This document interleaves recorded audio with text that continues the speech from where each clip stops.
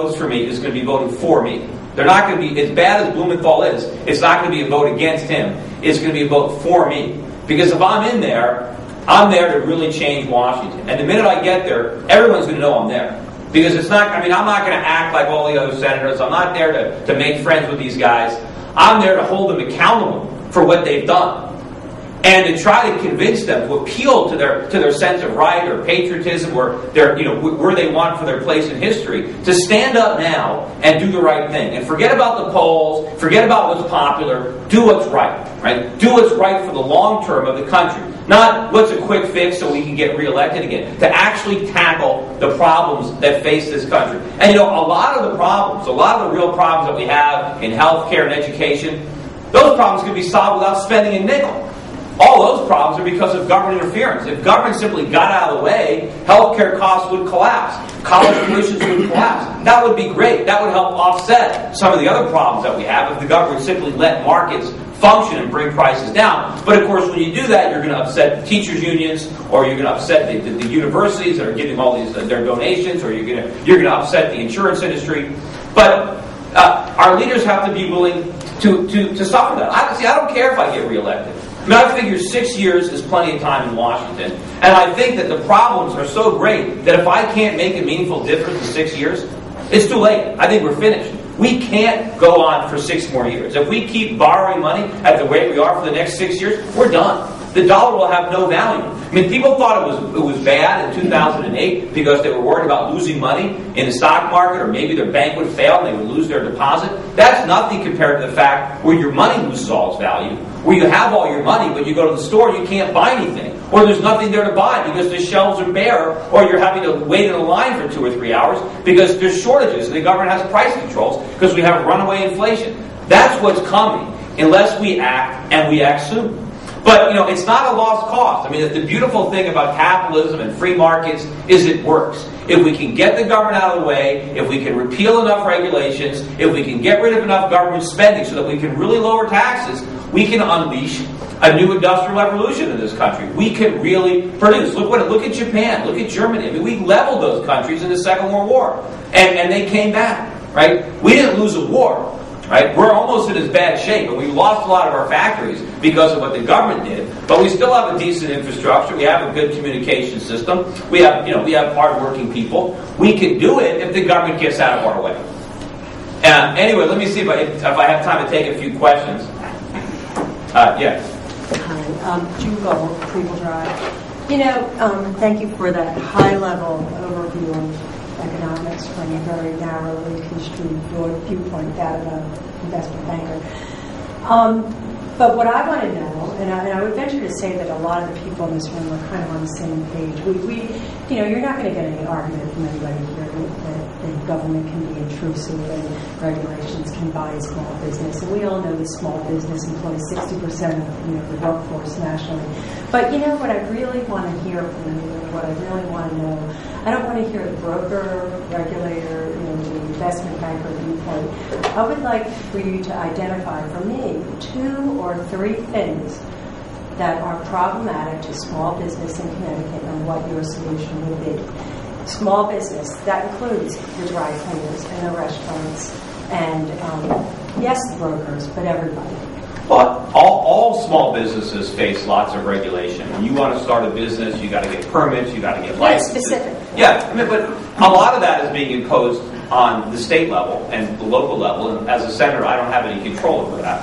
But I think at all levels of government, you want to make it as easy as possible for people to go into businesses.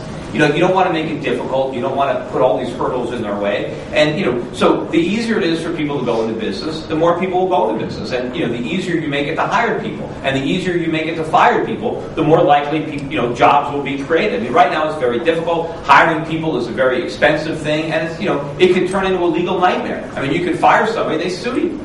So it's very difficult being a small business. But what I would like to do from a Washington perspective is, number one, I want to dramatically lower the taxes that businessmen have to pay.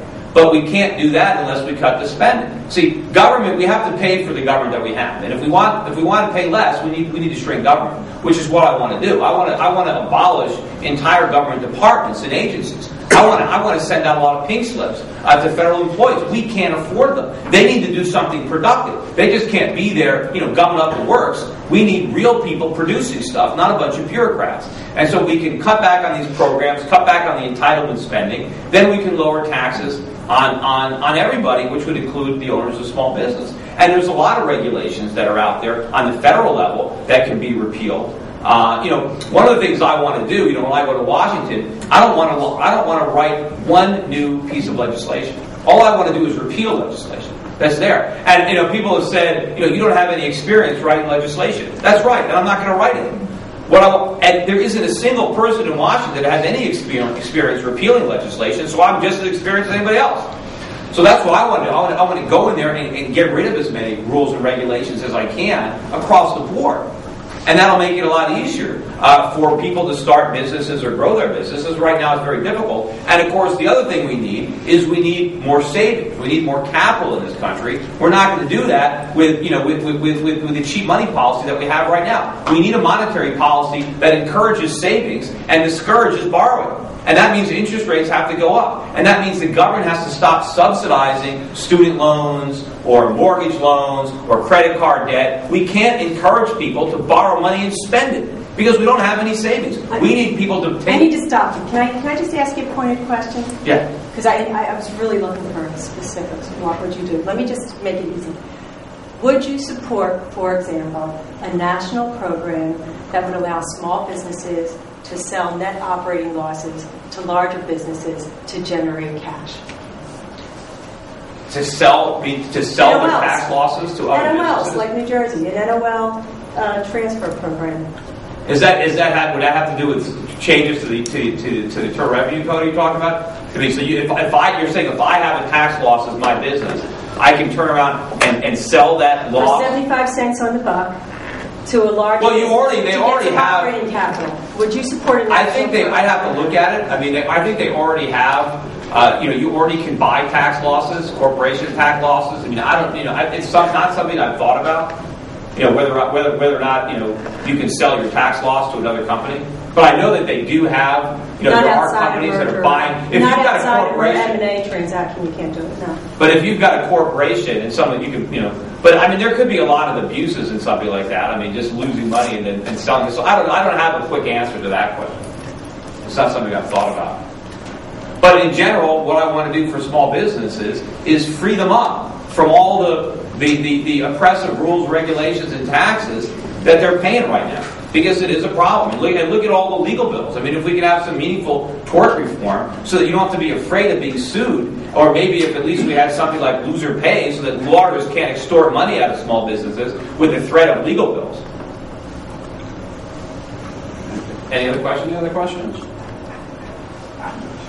That's the only one? I've got lots more if you need them. I don't know. No particular policies? No. I have a bedtime, please. We all want to see the ice skating. We have a long program. Oh, you got one? I don't have a question.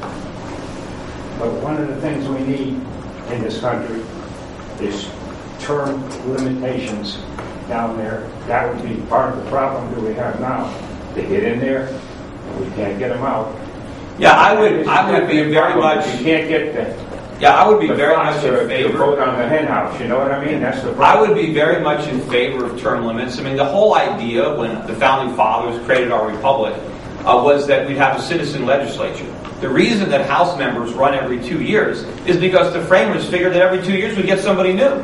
They didn't think the same people would stay there term after term after term. The whole idea was that you would have a job, and then you would take time off, you go to Washington for a little while, and then you leave and go back to your job. We didn't want to create a noble class. In fact, we specifically say there shall be no titles of nobility. Yet what we've got now is nobility in Washington, and that needs to end. So I would love to have term limits. And I'd like to term limit the entire time in Washington. Not that you can be a representative and you can be a senator. Forget about it. Just maybe 10 or 12 years and that's it. You're done.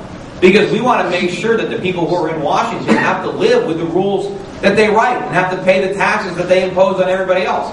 And we want people to understand how the real world works, not live in this little isolated world of Washington where everything they do revolves around their own re-election.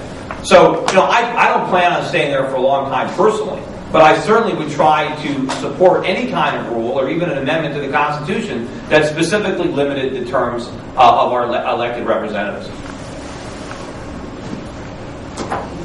David, thank you. All right, anyway, thanks everybody.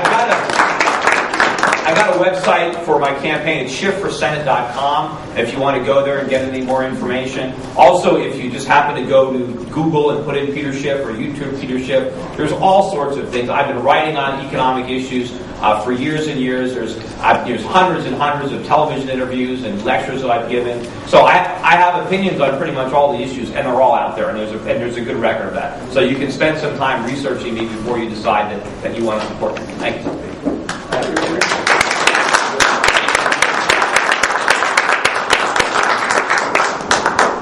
And for all of you that are guests,